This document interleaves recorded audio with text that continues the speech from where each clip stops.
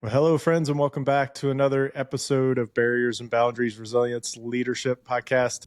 I'm your host, EB, and we're talking about healthy employees creating healthy organizations. And today I wanted to talk about resilience in the terms of emotional well-being as well, and have a special guest, Sarah Stebbins. How are you doing, Sarah? I'm great. How are you? I'm good, thanks. Sarah's a clinical EFT practitioner. Just an intro to my knowledge of EFT. I was listening to a podcast a few months ago when someone mentioned they went to EFT, and I had no idea what that was. So I started searching for it, and I went on LinkedIn and started trying to find out who does EFT, and contacted a few people, and then I was recommended to get in touch with you to talk about it and just find out more about it. I love your website. There was a lot of things on resilience, and I was very pleasantly surprised as the connection between the physical and the emotional well-being aspects. So I really just wanted to peek behind the curtains of EFT, get a look at your world. Can you share more about yourself first before we dive into that? Yeah. Very similar to you. First time I heard EFT, I was like, what is that? How does that work? I had always considered health as exercise and food. I hadn't really considered health as mental and emotional health. Nor did I really realize that I had a lot of power over that. How I ended up in this space was because I got stuck in about a 10 plus year burnout cycle that I just couldn't seem to get out of. And what I learned through my experience of becoming more self-aware was that I was chasing achievement. I was chasing external validation. Everything came from how well I performed and how many things I achieved. And that kind of all changed for me when I had my son in 2020. I went back to work trying to do the same, perform at the same level. And what I realized was that I didn't have the energy for it anymore. I also didn't really have the drive for it anymore. Why am I killing myself, essentially, to perform at the same level? I don't want to operate like this. At the time, I was 30 at the time, I think, Mm. and I'm way too young. I'm way too young to feel like this every single day. I'm way too young to be kind of stuck in this rat race. I want to feel differently. And right around that time, I got certified as a functional nutrition counselor. So I was still doing a lot of work with creating resilience from the inside out in terms of how we fueled our body and how we supported our body and functioning at its best. And what I noticed was that these patterns, like these mental and emotional patterns, I noticed that they were happening and I noticed myself in them, but I couldn't break the cycle. So I started doing therapy. I listened to all the podcasts, I read all the books, and I tried to start implementing these things, but it was like, it almost increased my awareness to the point where it was like, became like painful, that I couldn't break out of them. And then I discovered EFT. And it was a total game changer. I discovered EFT. I started working one-on-one with a practitioner. I started using it a little bit with my functional nutrition clients. And it was right around that time where I want to learn more about this. I want to use this with my clients. And now I've actually stepped away from functional nutrition, and EFT is now the primary tool that I use with people because it's such a huge game changer in not just shifting your mindset, but breaking those frustrating patterns, quieting the inner critic and the naysayer. When you set that big goal and you're actually ready for that, all those voices that stop you from taking action, EFT has essentially helped me to turn the volume down so that I can take action.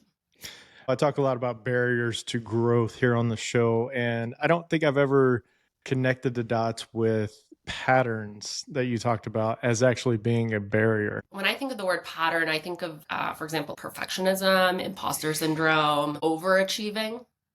So there's probably a lot of people that listen to this podcast that are high achievers. And there's that balance between being a high achiever and being an overachiever. And overachievers are usually the people where I can't just perform to expectations. I have to perform way beyond that. And if I don't, then it creates a lot of anxiety. Those are all patterns that usually present not just in work, but in life in general. I definitely believe there's a healthy version of achieving versus that unhealthy overachiever stretching too far. Wow, a lot of great insight already just getting behind us. So EFT, emotional freedom technique.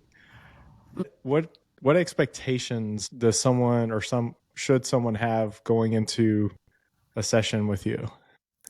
So the way that a lot of people think about it is I always get the question a lot, is this therapy? No, we're not doing mental health counseling. This isn't therapy. EFT is a somatic practice. So somatic essentially just means connecting the mind and the body. And what I tell people is it's almost better if you come in with no expectations. Okay. Come into the process, like I ask people, well, what is like an area, like what are you struggling with right now? What is like a big goal that you're setting for yourself? And where are you experiencing any sort of like resistance? And that resistance usually tells us, one, the body and the brain doesn't feel safe. So it's making up excuses or it's putting basically like those barriers in your way of being able to get there. And those areas of resistance are essentially what we start to work through. So oftentimes we have emotions that are tied to them, and that could be from seeing something when we were younger. Someone experienced that and you took that on as, oh, I can't do that. I wouldn't be safe if I did that. Or it could be something that you experience personally where either you experience pain, fear, shame, judgment. Any of those things tell our brain that it's not safe for me to do that. So oftentimes those areas of resistance really tell us a lot about what we need to work on. And I have a lot of clients tell me that some of them come in and they're good. Some of them come in and their anxiousness level or their stress level is a little higher. And in an EFT session, you can expect that to go up and then we come back down. So it's really interesting what can come up in a session. I can't predict what's going to come up in a session, nor can the person that I'm working with. But it's really cool to see how you can start connecting all these experiences that you've essentially had in your life to why you're not taking action. You're going into it. You're not trying to go around it. You're not trying to help Oh, them yeah. escape. You want to go through those emotions Yeah, and totally. really work and process through them. Yeah, and I think there's a lot of fear for people.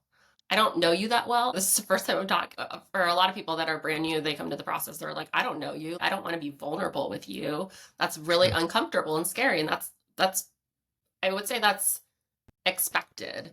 I would say the people who've done a lot of inner work on themselves, they're ready to dive in. Let's do it. I want to peel back all these layers, but I would say there's a good majority of people that are very uncomfortable with being vulnerable. And there are like different methods and tools that we can use in the process where they don't need to be super vulnerable, where we can still do a lot of really great work. But yeah, we're diving in. We're going deep in these sessions. Yeah. Oh, that's great. I love that because I'm thinking about experiences in the past that are connected to emotions. There might be experiences that someone's in the workplace, but they had a boss that said something that was something their old boss said that's why they left that job. And trying to make connections between the emotions that we store into how we express ourselves now. Yeah. That's fascinating. That's very Yeah. fascinating. And it all comes back to how the brain works. So anytime we experience a moment where our brain and our body doesn't feel safe, and that could be emotional safety, that could be physical safety, what ends up happening is it's our our limbic brain. So it's our emotional brain. It hasn't evolved since the caveman days. It's still, even though modern day has evolved, that area of our brain hasn't evolved. So that's where our stress center is. So anytime our brain or our body picks up on something that could cause you to feel unsafe, and that could be not fitting in.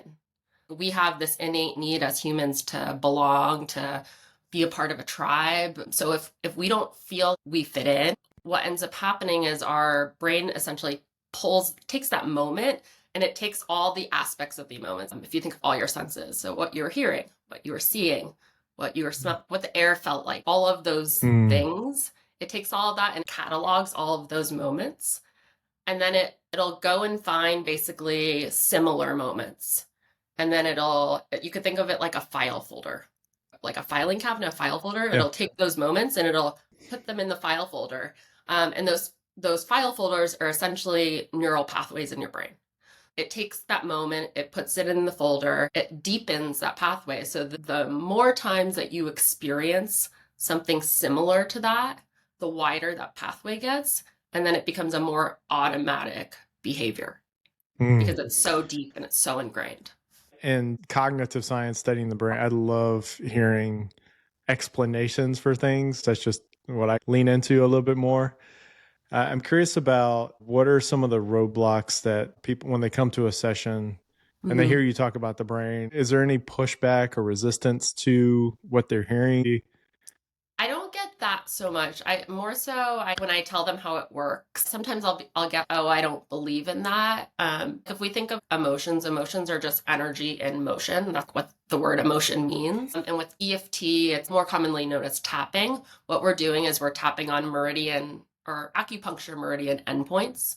And it's all about moving energy. So a lot of times when we experience an emotion that doesn't make us feel safe and we don't feel safe to feel it, that could be from programming when we were a kid. Don't cry, be strong, just push that aside. Don't feel Mm. that. When we push that aside and we don't feel it and we don't allow ourselves to feel safe feeling it, what just happens is that emotion, that energy just gets stuck in our body. So when I start explaining these kind of things to people, I think people start being like, I don't know if I believe in that energy getting stuck in my body. But a lot of times that energy getting stuck in our body can also start to manifest as physical issues. Mm. So often with EFT, what we do is we tap on the emotions, but we also tap on the body sensations. And that helps the energy to essentially start flowing as it's meant to flow, and it helps it to release. So with certain points, some people feel more pain on certain points, and that usually means that there's a lot of energy blockages in that area. I would say some people also start to feel tingling in their face, and that's also a sign energy is moving. So there's some pushback on that, but normally what I get is when we start doing it, people notice that they experience a release. It's that tension in their chest when they think about they want to present to this, they want to apply for a new job, or they want to ask for a salary boost, and they feel this immense anxiety when they think about doing that. When we start to tap on that and they feel that release, they're like, "Oh, okay, I don't quite understand what's going on here, but I'm feeling the effects of the change, and it doesn't feel as scary anymore." Kind of curious about one aspect of that. Do you have folks who feel emotional responsible for someone else and that's creating anxiety in them? Maybe they're a leader or maybe they're a parent and they have anxiety that they have built up, but it's really about because they're responsible or they're concerned for someone else. I would say people, especially in leadership roles, we tend to take on the energy of other people. So we tend to take on what's going on for them. We take it on as our own. I think that comes with having like a high level of empathy. But one of the things also with EFT, what it helps us do is it turns like the volume down, and it allows us to like experience like a moment. Sometimes like, when the neural pathways are really deep, like we can experience a moment and our like response is this, like it's super fast, right? We don't even think about how we're going to respond. We just respond. Mm. And oftentimes, like if when we're doing that out of like stress or fear, sometimes we like say something like, why did I say that? Why did I do that? Why did I say that? I didn't mean to do that. EFT can help us start to do is basically to create space between what we experience and our reaction. And what I tell people is that's awesome, because in that space, you get to pause and you get to choose how you want to respond. And that response can be in a way that's supportive, or that response can be in a way that's not supportive. It sounds like it's helping you be present, not being stuck in the past with regret or remorse or anxiety, fear, worry in the future. How would it help building resilience with EFT? Mhm. What is that? What would that mean to you? Because I Um, know I've seen a lot of your work talking about resilience on your website. when I think of resilience, I think of our ability to one, adapt to challenging situations, to be able to bounce back. But also when I think of resilience, I use the bathtub analogy. I don't know if you've ever heard of the bathtub analogy of stress. So think of the bathtub, that's like your capacity of what you can handle. And you can think of like the water flow of like the amount of stress coming in. So like when I was doing a lot of like functionally like the physical and the emotional aspects, I'm like, I would tell clients like what's coming in. It could be, you're not eating breakfast in the morning. You're starting your day with coffee, like on an empty stomach. You are taking on too much work. You have no boundaries. All of these things, that's like affects the amount of stress that's pouring into your life. The drain are the practices that we have. So maybe it's yoga or exercise or anything that's helping you to drain that stress. But what often happens is people tend to focus on the drain and not what's coming in. When I Okay. think of resilience, what I'm thinking about is how much capacity do you actually have to handle new challenges that come in? When I talk about building resilience, it's more so about, okay, let's adjust the flow of the water coming into your bathtub, but let's also support the drain so that it's working really well, so that we're keeping an even level. And it's always a balancing game. We're keeping an even level so that you can't predict everything that's going to happen to you in the future. But what we can do is we can shift how we respond. We can shift how we can't control everything on the outside, but we can control ourselves. We can control our actions. We can change how we respond. We can shift how we perceive what's going on. And that perception part is really big when it comes to emotional and mental stressors, because how we perceive something can essentially turn your stress response on or turn it off. Yeah, that's an interesting take as well. Just the perspective that you have on the situation, that can be a game changer for how Yeah. you respond to it. And I hope people listening catch that piece, because that requires self-awareness in the situation. It requires just attention, right? And when you talked about creating that space, that's what that space is for. You can address what is the truth of what's happening here, not what do I want this to be or what do I think this might be, but Yep. what is the truth in this situation, and having that good self-awareness. You touched on boundaries in that. What do boundaries look like for you? With like boundaries, it's often more so about people who experience burnout, Hmm. who've like have gotten stuck in like burnout cycles. Oftentimes when it comes to boundaries, it's one, we're going against like our values, and we're going against our values and maybe like our authenticity. We're pushing ourselves past that. So I would say with boundaries, one, it's okay, where are you overgiving, or where are you stretching yourself beyond what your capacity is? Some people, like, they're stretching those boundaries because they don't feel safe saying no. That's another great point to highlight, where you can have boundaries to maintain a path towards your purpose or your vision, but there's that thin line between growing and developing as a person. I like the way you said that it is being stretched beyond your authenticity. Sometimes you have to get out of your comfort zone, but it doesn't mean you have to stop being yourself. Yeah, and I would also say when you're trying to grow, asking yourself, am I doing this for someone else? Am I doing this because I'm looking for praise or recognition? Or am I doing this because this is something I really care about? This is something that's in line with my values. Get to this bigger place, and I know that I need to take this step in order to get there. Why? What is the purpose?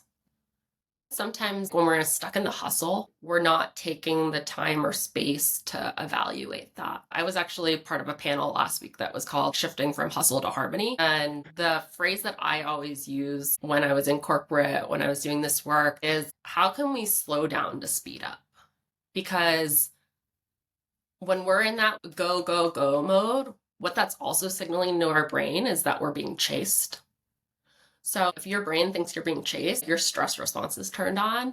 When we think of the neuroscience part of that, is your prefrontal cortex, which is the area of your brain that controls decision making, logical thinking, processing new information, creativity, that shuts down, goes Mm. offline when we're stuck in that grind mode. So the best thing that we can do is to regulate our nervous system, is to slow down, because it helps us to be much more effective.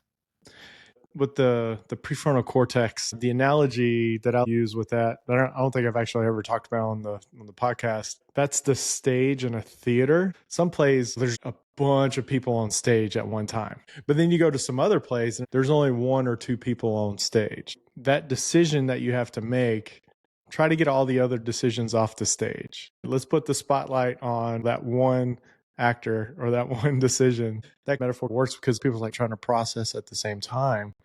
But as you say, we create space, creating space on the stage for that decision. What'd you call it, from hustle to harmony? Is that, you said that Yeah, was I what was on the, a local we have like a women in entrepreneurship group here in oh, Knoxville. fantastic. Yeah. Yeah, so I was on a panel talking about, how can we shift from that like always doing, always going, always trying to achieve Yeah. to moving in a more like intentional, conscious way. Sure. And maybe kind of wrap up some of the conversation with this: encouragement to leadership, encouragement to a boss, encouragement to a team manager, Hmm. someone that has direct reports in their office. What would you encourage them to be mindful of in their leadership? I would say a big part of it is the language and the way that you speak. So we can infer a lot about some tone, the way they speak to you, can essentially turn our stress response on or off.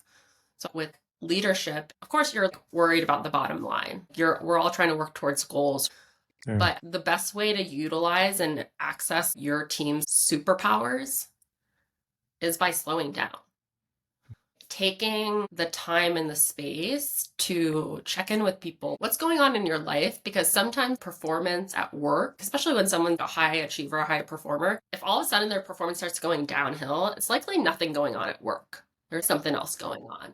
And I think when we can start to, as leaders, we can start to show interest and Yeah. how someone's doing, not just at work, but in their life overall, like whole person. One, it helps the person feel cared for, which helps them feel safe. And then two, it allows them to access that superpower, that genius that they have, which is the reason that you hired them in the first place. How do we access that is, I think, being more nurturing as leaders. I often see a connection between someone that's insecure and bad leadership. Yeah. And it often comes out in how they treat other people. All Yeah. right. Well, I know you have an Instagram, Yeah. following that. What's the handle on that, on your Instagram? I rebranded at the Okay. beginning of this year, so it's not Well with Sarah anymore. It's called Grow, Connect, Thrive. So that I'm that on Instagram, and then my website is also www.growconnectthrive.com. Okay. Okay. And I'll Mhm. put those in the show notes as well. I appreciate being able to connect and hear that. A lot of great things discussed here in terms of the patterns that could create barriers, living authentically with our boundaries and still grow at the same time. And I encourage those listening, watching to check out EFT. And I noticed you had a session on your Instagram where you're tapping. Thank you for helping us dive into that. And I definitely see the connection with resilience when processing and flushing some of that stuff out and creating a better self.